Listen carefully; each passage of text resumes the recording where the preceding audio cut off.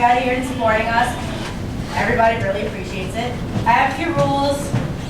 This is a cell phone. I'm pretty sure all of you know what it is. Please turn it on silent or turn it off. And if you do have to make a call, please exit the theater. It really does distract our actors. No flash photography also distracts our actors. They're a little skittish. There's a bathroom in the lobby. And this is our last show. And we really do appreciate everyone who came out this week. Thank you. Have a nice day. Show.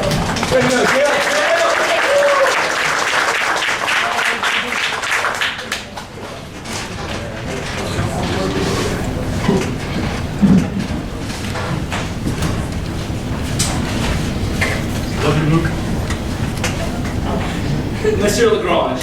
What? Look at me for a moment without laughing. Well, What do you think of our visit? Are you quite happy about it? in your opinion, has I the best reason to be? Not completely, to tell the truth. I mean, I'm thoroughly shocked. Tell me, did anyone ever see two corn-fed country wenches with are more exaggerated as than those two? Or two men treated more disdain than we were? They could hardly prevail upon themselves to have chairs brought for us. I never seen so much whispering in one another's ears as they put on. So much yawning, so much looking in their eyes, so much asking, what time is it? Did they ever answer any more than yes or no to anything we could say to them? And in short, won't you admit that had we been the lowest people on earth, we couldn't have been treated worse than we were? Well, it seems to me you're taking the matter much to heart. Indeed I am! And so much so that I mean to take revenge on this impertinence. Another thing that made them despise us. Partiality has not only affected Paris, it spread to the provinces, and these ridiculous snobs of ours have inhaled a good dose of it. In short, they are a strange concoction of pretentiousness and coquette. I see what you have to be for them to receive you well, and if you'll follow my suggestions, we'll put on a show for the children, we'll make them see their folly, and may help them know their way around a little better. And how do we do that? I have a certain valet named Master Real, who passed in many people's opinion for a kind of wit. There's nothing cheaper than wit nowadays. He's a real character who's taken his head to insist on playing a man of quality. He's confirmed pretensions to gallantry and writing poetry. And he disdains the other valets to the point of calling them brutes. Well, what do you mean to do with him? What do I mean to do? We must... Well, first, let's get out of here. Well, you see my two nieces.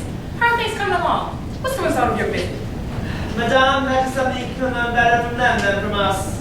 All we can tell you is we give you thanks for the favor you have done us, and we remain your most humble servants. Madame. Well, now they seem to be leaving very dissatisfied. What could be the reason for their discontent? I must get some idea what's going on. Hey there. What do you wish, madame? Where are your mistresses? In their boudoir, What are they doing? making lip cream. That's too much creamery. Tell them to come down. Those hussies with their lip cream. I think they want to ruin me.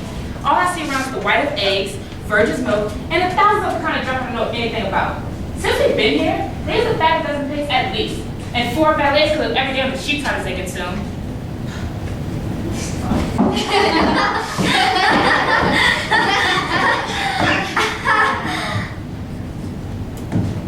That certainly is a necessary expense you put out to grease your snouts.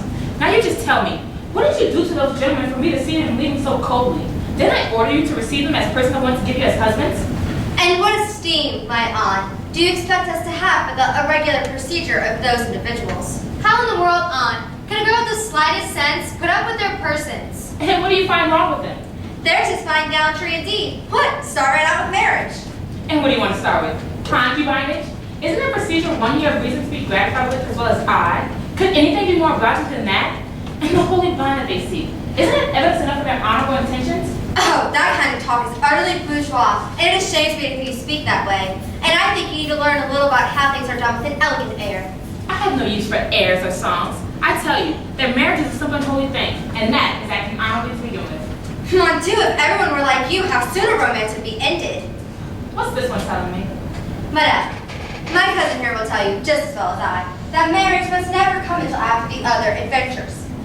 A lover, to be agreeable, must know how to utter fine sentiments and read from his heart things sweet, tender, and passionate, and his suit must follow the rules. First he must see, on some walk, or in church, or on some public ceremony, the person with whom he falls in love, or else be fatally taken to her house by a friend or family member, and leave there dreamy and melancholy. For a time he hides his passion from the beloved object, and meanwhile pays her several visits, in which some question of gallantry never fails to brought to exercise the wits of the company. Comes the day of the declaration, which should ordinarily be made in some garden walk, while the company has moved on of it. This declaration is followed by instant wrath, which shows in our blushes, and which for a time banishes lover from our presence. Then he finds a way to appease us, to accustom us imperceptibly to his tolerant passion, and to draw from us that admission that pains us so. After that come the adventures. The rivals that cross and establish the inclination, the persecutions of fathers, the jealousies conceived of false appearances, the laments, the despairs, the injunctions, and what follows. That is how things are done with elegance. And those are the rules that cannot be dispensed with improper gallantry.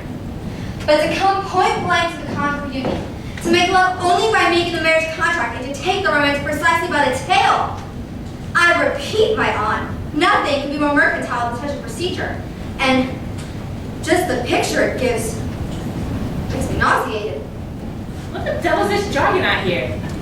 That's the grand style, all right. Indeed, my cousin is the truth of the matter. How can one receive people well who are completely incongruous in the matters of gallantry? To come to court with an unadorned leg, a hat disarmed of feathers, an uncurled head of hair, and a coat that suffers from an indigence of ribbons. Sacre bleu! What kind of lovers are these? What frugality in attire, what arity in conversation. One can't endure it, one can't abide it.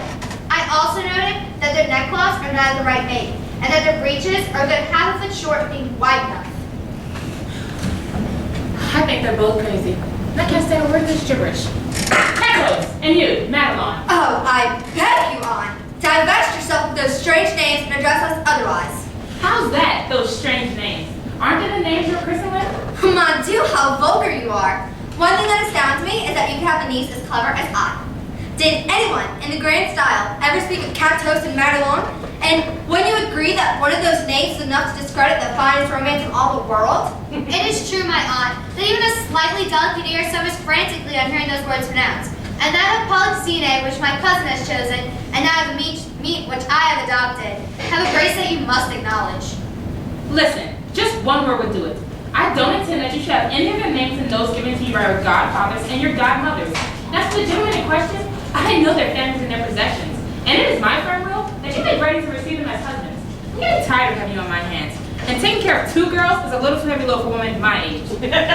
As for me, Aunt, I consider marriage a very shocking thing. How can one endure the thought of sleeping beside a man who's actually naked? Allow us to catch our breath a bit amid the high society of Paris, where we have only just arrived. Allow us to weave the web of our romance at leisure, and do not push the conclusion so hard. There's no doubt about it. They're completely daft. Once more, I don't understand any of all this follow. I intend to be absolute mistress of this house. And to cut short of every kind of talk, either you will both be married for very long, or by my word, you should be nuns. This, I swear to you. My dear, how sunk is our aunt's spiritual form of matter? How thick is her intelligence? And how dark is it in her soul? What can you expect, cousin? I am just made for her, and I can hardly convince myself that I could really be her niece. But I believe someday, some adventure will come and unfold to me a more illustrious birth. I can believe it, yes. There's all the likely in the world. As for me, too, when I look at myself. There's a lackey asking if you're at home. He says his master wants to come in and meet you. Stupid girl! Learn to pronounce yourself less vulgarly. Say, here's a necessity who asks if you might find it commodious to be visible. Mercy me, I don't know Latin and I haven't learned philosophy like you. Such impertinence. How can one bear it? And who is this lackey's master? He said his name is the Marquis de Masquerade. My dear Marquis. Yes, go and say that he may see us. No doubt he's on the way to disturb us. Assuredly, my dear. We must receive him in this downstairs room rather than our own bedrooms. Let's at least arrange our hair bits to live up to our reputations. Quick! Come in here and tender us the counselor of the graces. My word, I don't know what sort of animal that is. You've got to talk Christian if you want me to understand you. Bring us the mirror, idiot, and take good care not to sully the glass with the communication of your image.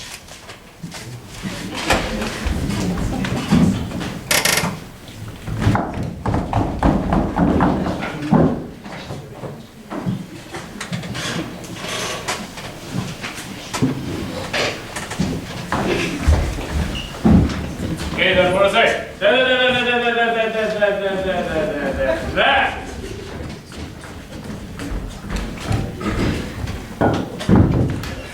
I think these rascals mean to break me in pieces by crashing against the walls and the pavements. Well, that's because the doors are there.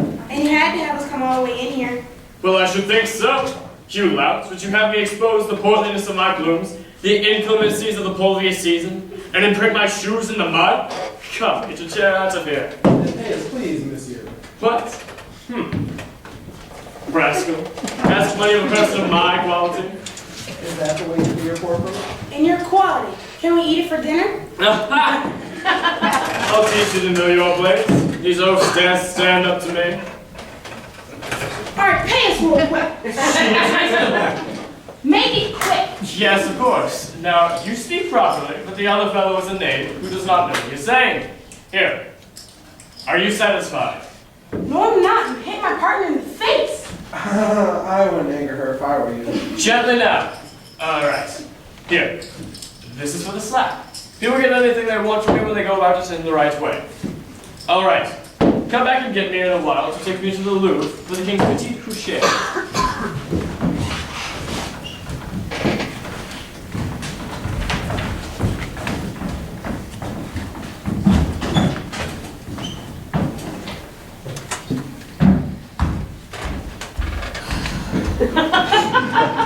Monsieur, my mistresses will be down right away. So, mother, I'm comfortably established here to wait.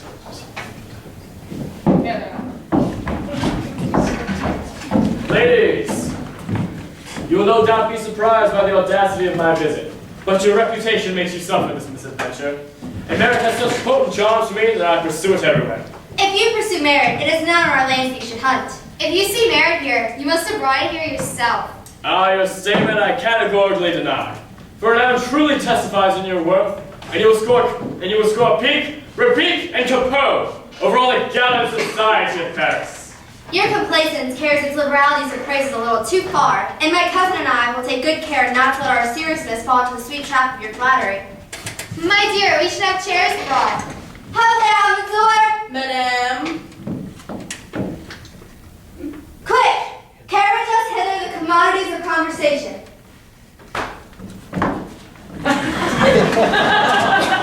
Is there at least any security here for me? What do you fear? Some theft of my heart, some assassination of my freedom. Here I see eyes that look like very dangerous lads, fit for a surprise attack on a person's liberty, and for treating a soul as a Turk treats a Moorish slave. What the devil is this? As soon as one approaches them, they are simply murderously on guard. I mistrust them, and I'm getting out of here, or else I want a solid safe conduct to ensure that they will do me no harm. My dear, he's the sprightly type. Have no fear. Our eyes have no evil designs, and your heart may sleep assured of their probity. But have mercy, monsieur. Do not be inexorable towards this chair, which has been folding its arms out to you for a quarter of an hour. Give some satisfaction to its desire to embrace you.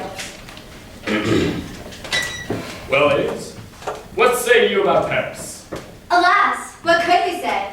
One must be the antipodes of reasons not to confess that Paris is a great bureau of marvels, the center of good taste, wit, and gallantry. I maintain that outside Paris, there is no salvation for people of breeding. That's an incontestable truth. It is a bit muddy, but we do have the sedan chair. True, the sedan chair is a marvelous entrenchment against the assaults of mud and bad weather. You receive many visits. What great wit belongs to your circle? Alas, we are not yet known, but we are on our way to be. And we have a special friend who has promised to bring with her all the writers for the collections of choice miscellanies. And certain other men whose names we have heard, as those of sovereign arbiters of elegance. I'm the man who will arrange that for you better than anyone. They all come to see me, and I may say that I never rise in the morning without half a dozen wits in waiting. Mon Dieu will be obliged to you, but with the utmost obligation you do us that kindness. For after all, one must be acquainted with those gentlemen if one wants to belong to elegant society. They are the ones who make reputations in Paris. And you know that there's one of them, such that mere association with him gives you a reputation for being in the know, even without any other reason. But what I particularly consider is that by means of these intellectual visits, one keeps informed about 100 things that one absolutely must know, and which are guessed by wit. Thus one learns every day the gossip of gallantry, the pretty exchanges of prose and verse. This is what makes you shining company, and if you did not know these things, well, I wouldn't give a pen for all the wit you may have. Indeed, I think it really is too ridiculous for a person to have pretensions of wit and not know every least little quatrain that is composed every day. And for my part, I would literally die of shame if it came to the point if someone asked me if I had seen something and had not seen it yet. It is shameful indeed not to have the first look at everything that is done. Do not be worried, for I mean to establish in your house an academy of wits. I myself make a bit of a stab at it when I'm in the mood, and in the finest circles in Paris, you will find current 200 songs of my making, as many sonnets, 400 epigrams, and more than 1,000 madrigals, not counting the riddles or the portraits. I confess that I'm frantically fond of portraits. I think nothing is as gallant as that. For portraits are difficult and require a deep mind. You'll see some of mine that will not disappoint you. I'm terrifyingly in love with riddles. Riddles exercise the mind, and I made a 4 just this morning, which I will give you to guess. Madrigals are charming when they're neatly turned. That is my special talent, and I'm working on putting all Roman history into madrigals. Assuredly, that would be the ultimate beauty. I reserve at least one copy to have it printed. I promise you each one, and in the best binding. It's beneath my rank, but I do it only to earn money for the booksellers, who simply persecute me. I imagine it's a great pleasure to see myself in print. To be sure. But, by the way, I must tell you an impromptu. Impromptus are the genuine touchstone of wit. And listen. We are all ears. Oh! I was caught unaware while gazing at you, free from care. Your eyes so sly to take my heart and thief! Stop thief! Stop thief! Stop thief! Stop thief! Stop thief! Come on, do. That is carried to the limits of gallantry. Everything I do seems cavalier. It does not smell of Bernat. It's more than 2,000 leagues removed from it. Don't you admire that beginning? Oh! Here's something extraordinary. Oh! Like a man who suddenly takes note of something. Oh! Surprise! Oh! Yes, I believe that is admirable. It seems like nothing at all. Good Lord, what are you saying? That kind of thing is beyond price. Beyond a doubt. I'd rather have written that than an epic poem. Mon Dieu, you have good taste. Well, it's not really bad. But don't you also admire? I was caught unaware. The natural way of speaking. I was caught unaware. While free from care. While innocently, without malice, like a poor sheep. I was gazing at you. That is to say, I was contemplating you, observing you. Your eye, so sly.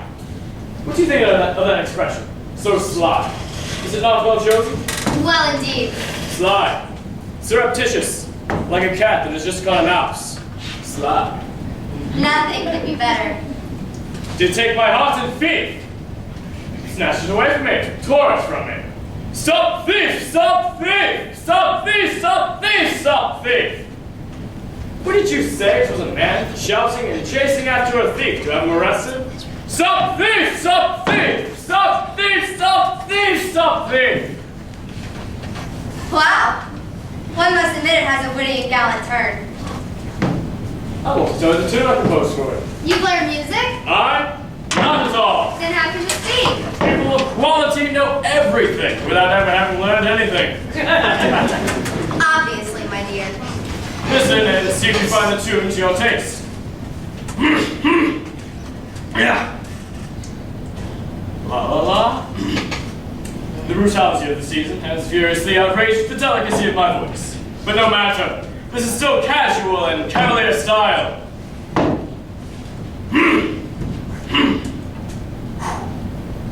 Oh! I was caught! No, that's a passionate tune. Couldn't you just die listening to it?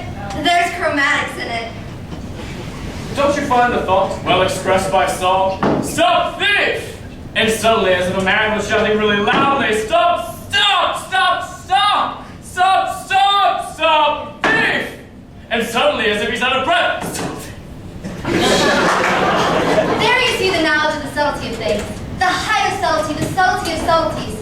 It is all marvelous, I assure you. I am ecstatic over the tune and the words. I've never yet seen anything of such power. Everything I do comes to me naturally, without study. Nature has treated you as a truly impassioned mother, and you are her spoiled child. Now, ladies, how do you spend your time?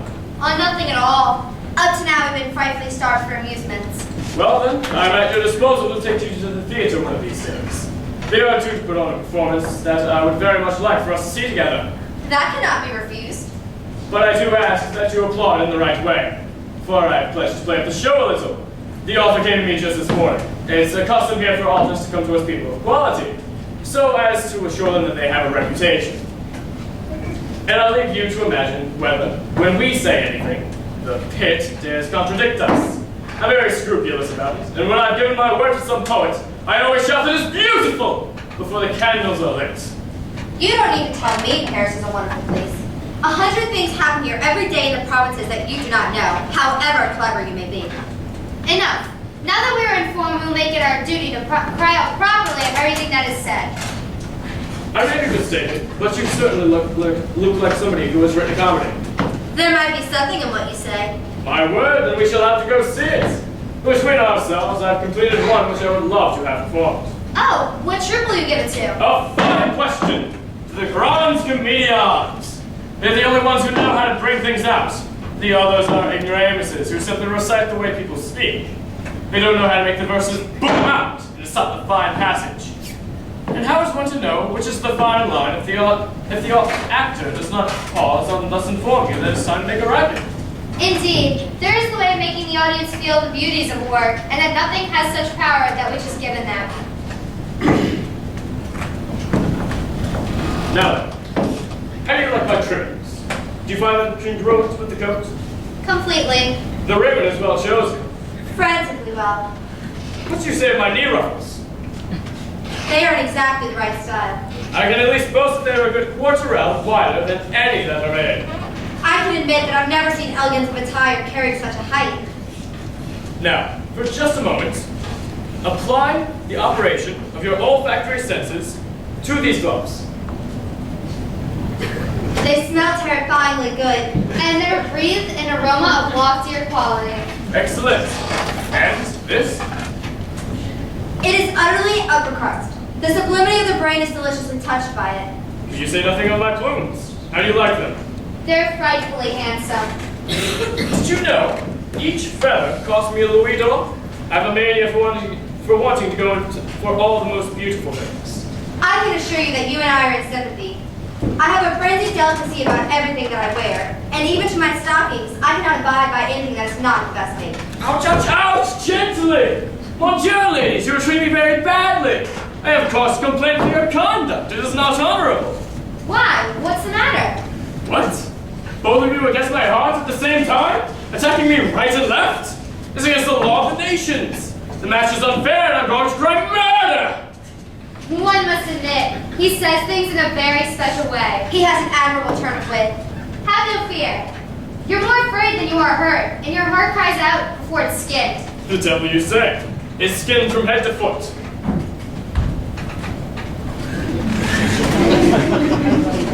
Madame, someone has asked us to see you. Who? The Vicomte de Jodelet. The Vicomte de Jodelet? Yes, monsieur. You know him? He's my best friend. Show him right in. We haven't seen each other for quite some time, and I'm delighted at this encounter. Here he is. Ah, Vicomte! Ah, Marquis! Moi! How happy I am to come across you. What a joy for me to see you here. Come, kiss me a bit more, please. Moi! My dear, we are beginning to be known. High society is finding its way to our door. Ladies, allow me to present this gentleman, for upon my word, he is worthy of your acquaintance. It is only just that I should come and run your to you too. Your attractions are set their seniorial rights over every sort of person. This is carrying your civilities to the utmost confines of flattery. This day must be marked in our calendar as the most happy one. Ha!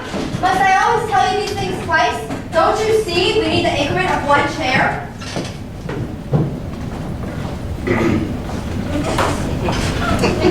Do not be surprised to see the Vicomte look as he does. He's just getting over an illness, and has left him as pale as you see. This is the fruit of vigils of court and the fatigues of war. Did you know, ladies, that in the Vicomte, you see one of the most valiant men of our century? He's a dyed-in-the-wool hero. You're not a bit behind me, Marquis, and we know what you're capable of, too. It is true that we have seen each other through the thick of it. And in some pretty hot spots. Yes, but not as hot as it is here. Our acquaintance began in the army, and the first time we saw each other, he was in command of a cavalry regiment in the Maltese Galleys. That is true, but still, I was only a minor officer while you were in command of over 2,000 horses. War is a fine thing, but my word, the court rewards very badly men like us who have seen service. That's what makes me want to hang up my sword. I have a frantic weakness for men of the sword. I love them too, but I want to have wit season their courage. Vicomte, do you remember that half-moon fortification that we took from the enemy at the siege of Arras? What do you mean half moon? That was a full moon, no less. I think you're right. I certainly should remember. My word, I was wounded there in the left leg by a grenade, and I still bear the scars. Just feel a bit there, I beg you. You'll feel something. It's true. It's a big scar. Give me your hand, boys, and feel this one. Here, right in the back of my head. Have you got it? Yes, I feel something. That's a musket shot I got in my last campaign. Here's a wound that pierced me through and through on an attack on gravel lines. I'm going to show you a fierce wound. That's not necessary. We believe you without looking. These are honorable marks that show what we are made of. We have no doubt about what you're made of. Vicomte, do you have your carriage here? Why? We could take these ladies out for a ride outside the gates and offer them a little entertainment. We can't go out today. Well then, let's have some musicians in and dance. My word, that's a good idea. To that we consent, but then we need some increase in company. Hey there! Champagne, Picard, Provençal! The devil take our lackeys. I don't think there's a gentleman in France worse served than I am. These louts are always leaving me all alone. Alvin, How may I assist you, mademoiselle? go fetch some musicians. Of course, mademoiselle. Marat! Yes, ma'am. Bring in our dear friends from next door to populate the solitude of our dance.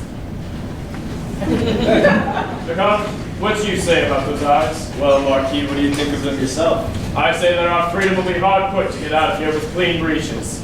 I'm all shaken up, and my heart is sailing only by a thread. How natural is everything he says. He puts things in the most charming way. It is true that he makes a frantic expenditure of wit. To show you that I'm sincere, I may make an impromptu about it. Oh, I entreat you with all my heart's devotion. Let us hear something that was composed for us. I would like to do as much, but I found myself a little depleted in the poetic vein from the quantity of bleedings I've given these past moments. What the devil's the matter? I always do the first line well, but I have trouble doing the others. My word, this is a bit too much under pressure. I shall make you an impromptu at least, and you will find it the finest in the world. He has a devilish wit. And gallant and well turned. Because, tell me now, is it long since you've seen the Countess? It's more than 3 weeks since I paid her visit. Did you know that the Duke came to see me this morning to take me to the country to hunt a stag with him?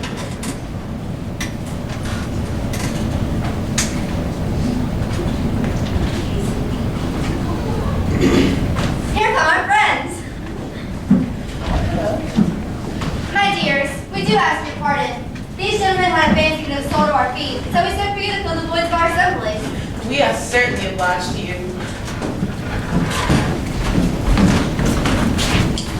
This is just an improvised dance. But one of these days, I will offer you one in due form. Have the musicians come? Yes, monsieur, they are here. Then come, my dears, take your places. La la la la la la. He has a perfectly elegant figure. And looks to dance most properly. My freedom will risk dancing for us as well as my feet. Keep time, players, keep time. What's it, Grace? There's simply no way of dancing tonight. Can't you keep time? Steady, ye village music makers! How exciting it is to mingle with the upper class. Such a thrill. I certainly wouldn't mind being called upon by such things. Nor I. What angels sent you here to dance? You just laugh like this. What, mademoiselle? I thought the greatest minds jealous of the ways in here. If you knew what we endured, it's often a draw between boredom. People jostle, yes, but only to declare their unwanted passion. As if we,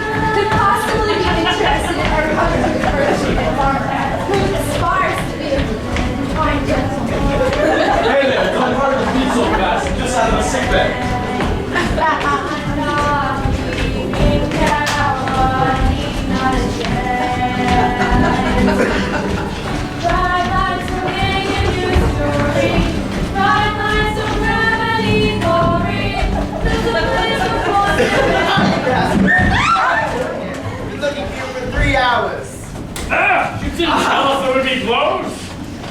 Aren't you the one, you wretch, to try to play a man of consequence? That'll teach you to know your places. Why, what is the meaning of this? It's a wager. What? Like you're supposed to be beaten that way. Mon Dieu, I didn't want to pay any attention to it. For I'm a violent man, and I would have been carried away. In turn for like that in our presence? It's nothing. Let's finish the dance anyway. We've known them for a long time, and among friends, we don't take offense over such a trifle. You rogues, you wouldn't have a laugh on us, I promise you. What effrontery is this? To come and molest us in our own homes? What, ladies? Shall we endure our own lackeys being better received than ourselves, and come and make love at our expense to you, and offering you a dance? Your lackeys? Lackeys? Yes, our lackeys. It is neither fair nor honorable for you to be spoiling them for us as you are doing. What insolence! But they shall not have the advantage of using our clothes to catch your eyes with. And if you will love them, it will be for themselves alone. Quick, sit down at once. Farewell, more finery. Sacre coeur. These fellows are clowns. Down go the Marquisette and the Fragance. You rascals, you have the audacity to poach on our preserves. You have to go somewhere else to find yourselves agreeable in the eyes of your duties, I assure you. It's really too much to supplant us, and supplant us with our own clothes. Oh, fortune, how gracious thy inconstancy. Quick, strip the rest of our clothes off.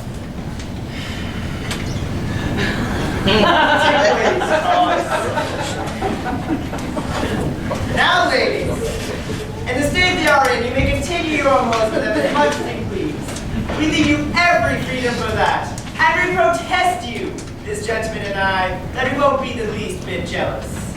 Adieu. Adieu. Next time you invite us over, please ensure that it is to associate ourselves with people of quality. Adieu, ladies.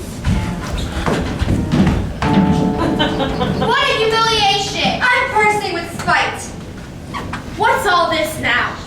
Who's going to give us our money? Ask my lord the Vicomte.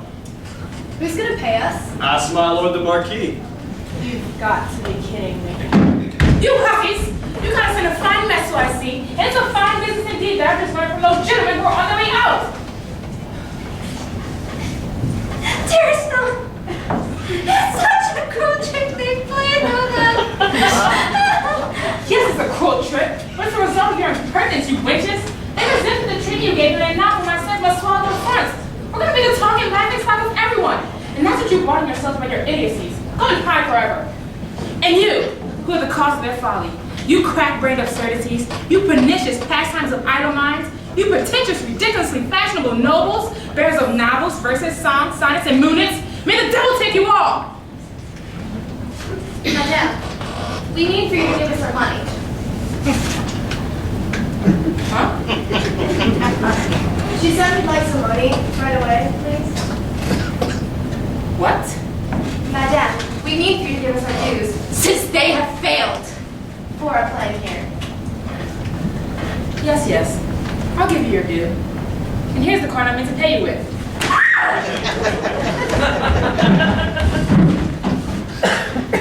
I swear that we shall be revenged, or I will die in torment.